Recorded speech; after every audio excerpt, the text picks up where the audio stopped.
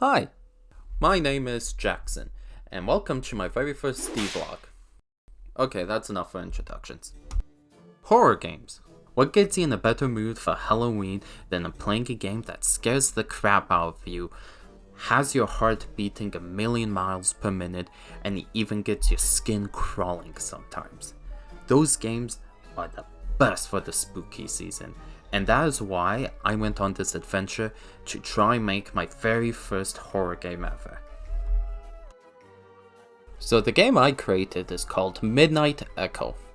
It's a first-person view psychological horror game.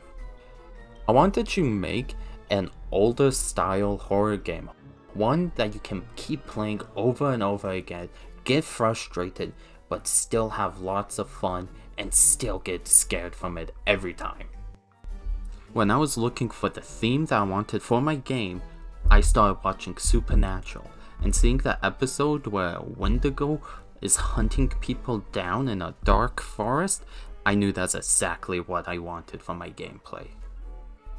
Now all I had to do was sit down and actually make it. So first things first, I don't know if this is proper, I made the monster. For the monster, I went and I tried designing a human/bird hybrid who is a real lengthy creature. Somebody who'd be tall and just give you the creeps that you would see watching you from a distance. My main issue here is I've never tried to design anything realistic before in Blender. I've made low poly assets, I've gone and done 2D pixel art for previous games, but I've never done anything realistic, so this was a whole new challenge for me. If I'm being honest here, I didn't know what I was doing or how to make anything realistic looking, so I just started giving him a bunch of veins all over his body, and then carving out crevices throughout his body to try and make it look like as if it was a muscle definition. But I honestly had no clue what I was doing. I was just randomly making crevices on his body and going, maybe this might look good. I realized after doing all of these details to the monster that the monster, for the jump scare, he has to have a mouth that he can open to scare the players, and I forgot to add the bottom beak. So this is basically me failing as a 3D designer, a Blender designer. What am I saying? I'm not a Blender 3D designer. I'm barely a programmer. Anywho, this is me failing trying to add the bottom beak.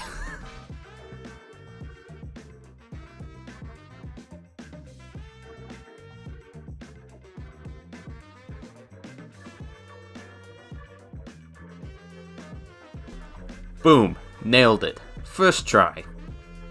Kinda. I don't know what I'm doing here, I'm just improvising. I don't even know how to make YouTube videos properly, but this is what we're getting. Okay, time to move on to anything but the face. I didn't realize until after I started editing this video that I have roughly about 10 hours of video footage of me working on this model trying to make the monster look good. And I can't have that being the entire video, so I'm just gonna quickly show you what I did with the body and what made it look decently well.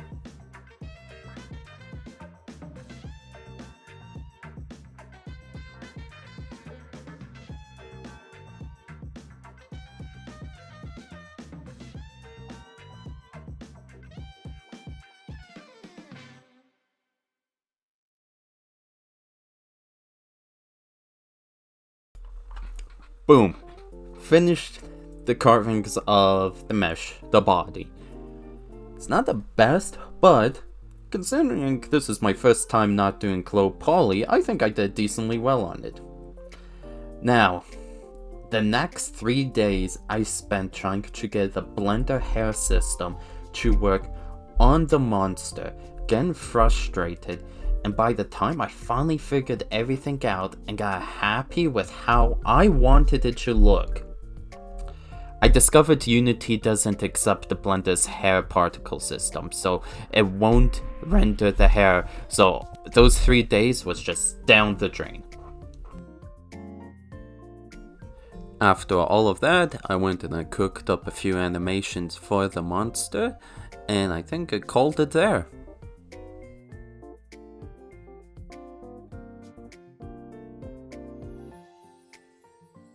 Oh yeah, I totally forgot. After I finished making the monster, I quickly went into Blender and threw together a mesh of the creepy little girl that's going to be a big part of the story of the game.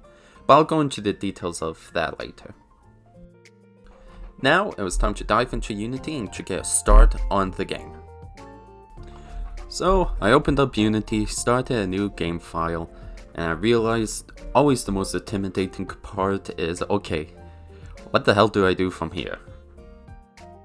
I couldn't just keep staring at the screen all day, so what I quickly did was I got the terrain, I made a bunch of random hills to get somewhat of an idea, I threw in all the monsters that I made onto the map, and then I quickly made the first person player view, so to get an idea of how the player would interact with the hills and just get the game going.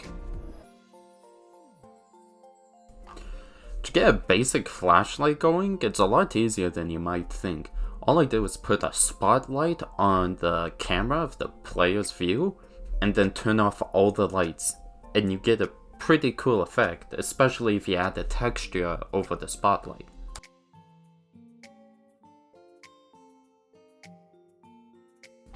I quickly threw in some trees into the map to get a more better feel for the flashlight.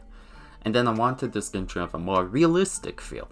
So I went and I made a custom script for head bobbing. Or at least I tried. It works. I had to watch a YouTube video, but it works.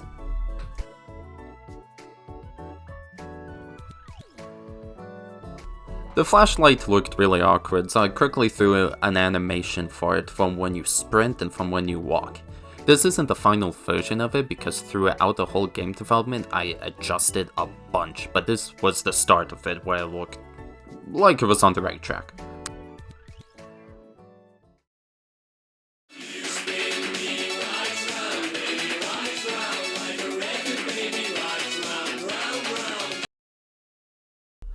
Moving on from that, the next few days I just focused on the minor details that really help you get immersed into the game. I went in and I started planning what the map was going to look like, where the keys location was going to be, and then I also started adding all the sound effects, like the walking sound effects or the sound the monster was going to make. And if I'm being honest, it sounds pretty cool.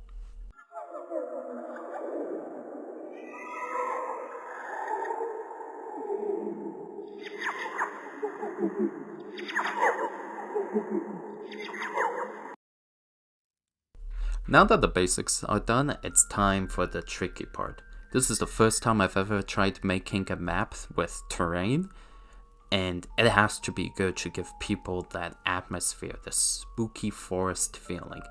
Different elevations, to see mountains in the background, and to really just get immersed and give you the creeps while walking through this haunted forest.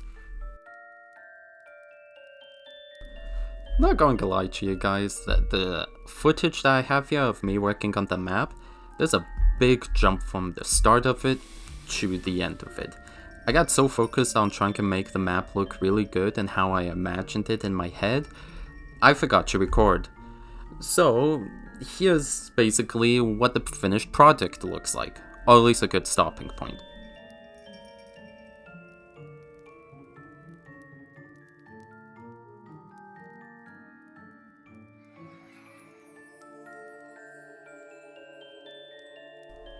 Now that the terrain is done, it's time to work on adding all of the assets into the map.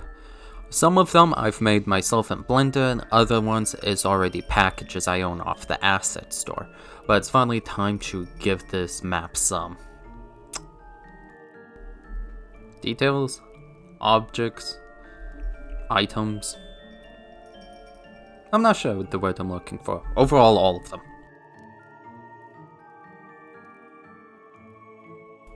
While we're putting all the items into the map, I feel like I should explain the objective. So there's going to be a cage in the middle of the map with a little girl crying for help.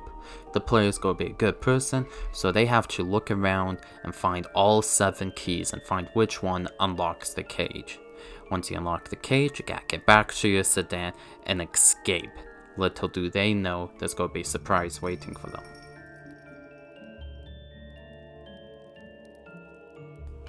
I finished making the first draft of the map. I was super happy with how it turned out, the dock, the cabin, and everything. Then I had a heart attack. Yeah, I did it again. I was working on the map over here, thinking I was just about done. And I accidentally moved the terrain down. Like a smidge. Oh, the back! Oh, the back! Oh, okay. After I finished working on the map, I decided it was finally time to get the AI working for the monster. Which was very easy. I had no issues at all with making everything work. None at all. And on top of making the AI work, the keys kind of went along with the AI because the more keys you collected, the more intense the monster's AI would be. So I had to make that alongside of it. And then afterwards, I had to go and make the jump scare. That took me an entire day to get right because holy crap, who knew it was so difficult to make a jump scare actually make you jump?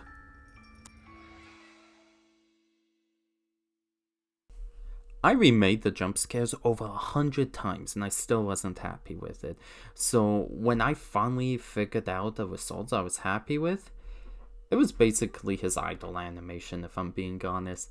So here's just the end results of what the jump scare looked like.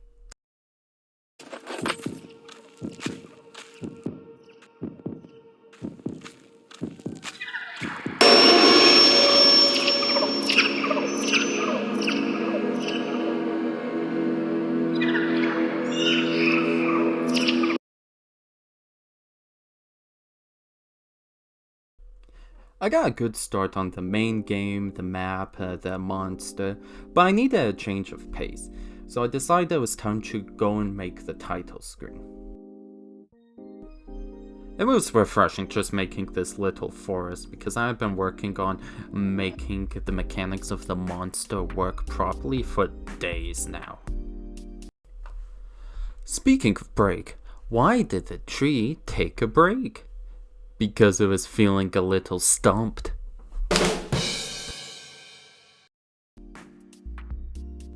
I had an idea of every time the light flickers from the street lamp, that every second time that the little girl should spawn in and spawn out. I thought it would give a really spooky vibe to the title screen. So I went ahead and incorporated a script that would do that, and I have to say, I am very happy with the results.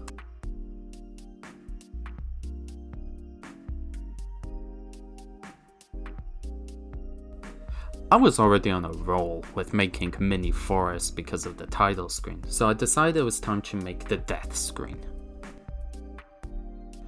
I tried to give subtle hints that all the circular stones are almost like grave sites of previous victims that got hunted and killed from the monster, and that oak trees would grow in their place, just to represent how many people the hybrid has actually killed.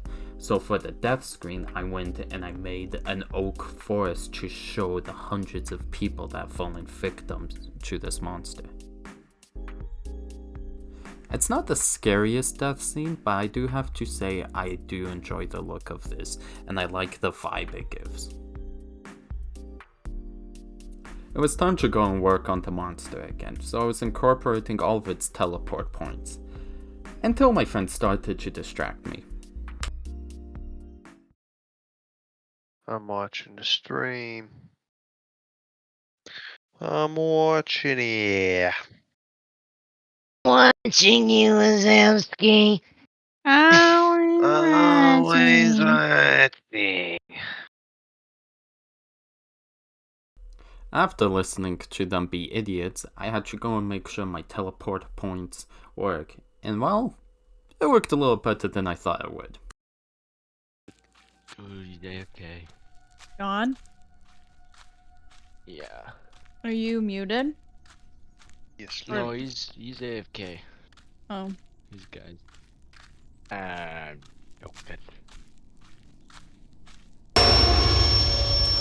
Jeez, my own bloody game scared me. Oh, it scared you? I'm back. After getting jump scared from my own freaking game, it was back to bug. That's English, it's back to bug. Bug. It's back to debugging the monster. Figuring out why the sound effects didn't appear and all the little details and making him move along the map properly. Which was fun in a weird way.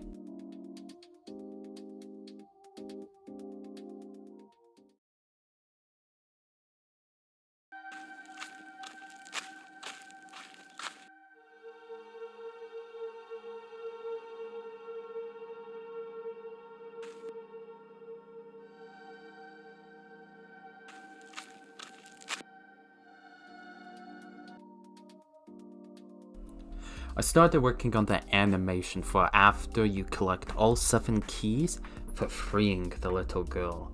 Little does the player know, unless if they watch this video, that she's not a normal little girl. And for some reason at the beginning of this whole game development, I've incorporated scariness with a lot of shaking. A little too much if I'm being honest.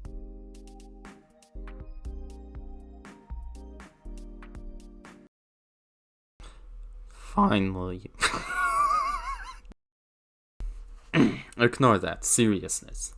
Finally, I've reached a certain point I've never reached in my previous games. I'm incorporating voice acting into this, and I knew the perfect guy to call up. I need to find the proper key to get that cage open. And that's how it's done, ladies and gentlemen. I'm getting paid $4,000 for this work. Thank you so much, Jackson. Oh, you're I'm very honored to be a part of this project. Of course, my friend. If you'd like to get in contact with my agent, I don't have one. You can just use my personal email. I'm not going to give it out, though, so... I'm really glad I had my friend Victor come and do these voice lines because I have to say, holy, they sounded so good. He actually sounded like a professional, so I was very pleased with it. I went and I made sure they only activate the worst English. They only activate in certain areas of the map, and it really brought the game together.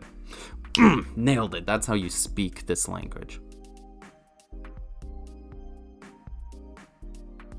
This video is just gonna keep going forever if I don't stop myself. Like, I could just keep covering content to the ends of the earth. So, we are just gonna smoothly sail through the ending and show you what the end results look like.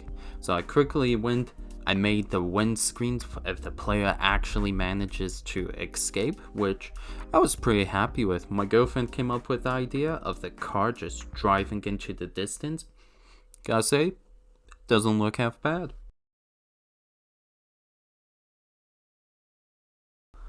Only those who actually play the game and win and beat the game get to see the ending, so if you want to see it, you have to win. After all of this hard work, the game was finally coming to an end. The only thing that was left was adding tiny features and little functions like little monsters running along the map or actually battery life to your flashlight. It was mostly debugging, but it was finally done. Only thing that was left was to actually put the Steam page up. And let me tell you, I didn't even record any of that because something that was supposed to take me 2 weeks, it took me over a month to get up. So that I'm just erasing from my memory because that was hell.